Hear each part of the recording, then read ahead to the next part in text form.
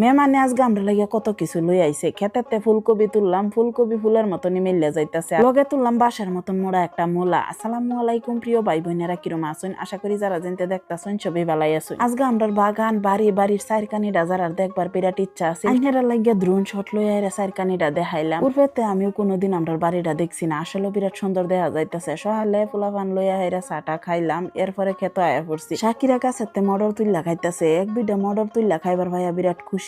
আমি সকালে ভাত বয়া থইয়া আইছি সবজি উড়াইবার লাগিয়া। ফুলকপি মিললে যাইতাছে, আর এডি কোনো সাইজের ফুলকপি হইছে না আন সাইজের ফুলকপি। এই ফুলকপি দিয়ে তরকারি রানলে স্বাদ লাগবো কিনা এটাও সন্দেহ আছে। তো আরো বিশ চাই দিই এক দুইটা ফুলকপি পাই নাকি। উলকপি বাত্তি হয়ে যাইতাছে, ওহনো তো তা উলকপি রইছে। এই উলকপি ব্যক্তি বাত্তি হয়ে গেল। সাহিম সাকিরা খানা দেখে তরকারিত বেশি একটা দেই না। সাহিম সাকিরা যে সবজি খায় বালা ফানা সেই সবজি বেশি একটা বাড়িতে রান দিও না। আর এই মূলাটা যেরম মোড়া হেরম শক্ত, ছোট বড় মিলাই একটাই ফুলকপি ফাইলছি একসঙ্গে আরামসে চল্লা যাইব। বাঁশের মতন মোড়া মূলাটা বাঁশের মতনই শক্ত হয়ে গেছে। তুইলা হাইরা পস্তাইতাছে। বাগানতে সবজি তুইলা বাগানতে ধুয়ে লই আই পড়ছি। লগে কয়েকটা ধনিয়া পাতাও আনছি। ফুলকপির ফাপ দেয়া লইলাম, আর এদিকে ফুলকপির যে ডেডা পাতা আছে এটি ভাজি করে আলতাছি। ফুলকপির হাক খায় ভালো লাগে, একটু শক্ত শক্ত লাগে দেখি আমার জামাই অত একটা বালা ফানা। তো এদিকে মশলা কষাই হাইরা সবজিও দেয়ালাম, আলু ফুলকপি টমেটো ধনিয়া পাতা দেয়া হাইরা রৌ মাছের ঝোল বানাইম। তো এক লগে সবকিছু দেয়ালছি, দিয়ে কষাই হাইরা ঝোল দেয়ালাম। অহন গুইরা থয়ে দেন উতাল উঠতে পড়ছে, অহন মাছ দেয়ালতাছি। রান্না বাড়া করে করে ঘরের সারা কাম করলাম। সকাল টাইমে কামের চাপটা একটু বেশি তাহে, পোলাপান স্কুলও যায়, রান্না বাড়া করুন লাগে তাড়াতাড়ি। আর সকালের কামের চাপ খালি আমার এলহানা দুনিয়ার সব বিটেনেরই এই চাপটা তাহে। কৈতরের সংখ্যা লাহে লাহে বাড়তাছে, নতুন সদস্য আরো 4 জন হইছে।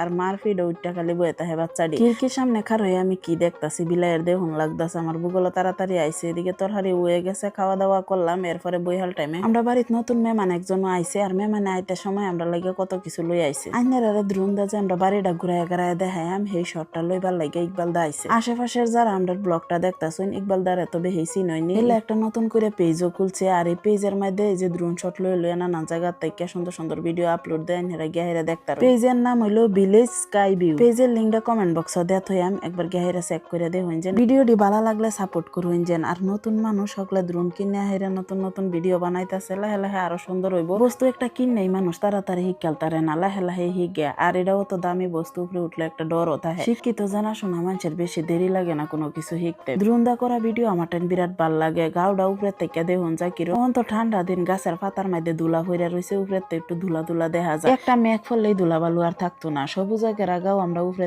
দেখে সবই বালা পাই। দ্রুন্দা করা ভিডিও এ হোক সিজন এ হোক রমে দেখা যায়। সব সিজনেরই একটা সৌন্দর্য আছে। গরমের সিজনও যে সব সবুজ হয়ে থাকে দেখেই সুন্দর এরম না। শীতের মরা ধরা খড়খড়া পাতার মধ্যে একটা সৌন্দর্য আছে। দাদার এই ছুটু মুড়ু সেরা যে সুন্দর সুন্দর আলাপ জানে, যতক্ষণ খার হয়েছি তারা আলাপে শুনলাম। আমি তো ফল মিষ্টি সব রেডি করে আলছিলাম, তারা বেহে বাগানও আয়া পড়ছে। ভিডিও করার কাম শেষ, হন গরু আয়া পড়ছে। এই যে ফল নিয়ে দিলাম, চা রানলাম, মিষ্টি দিলাম। চা খায়া খায়া তারা দুইজনে আলাপ করতেছে। আজকের ভিডিওটা কিরম লাগছে অবশ্যই কমেন্ট বক্সে জানাইবেন। আর আমরা বাড়ির সাইরকানিটা দেখতে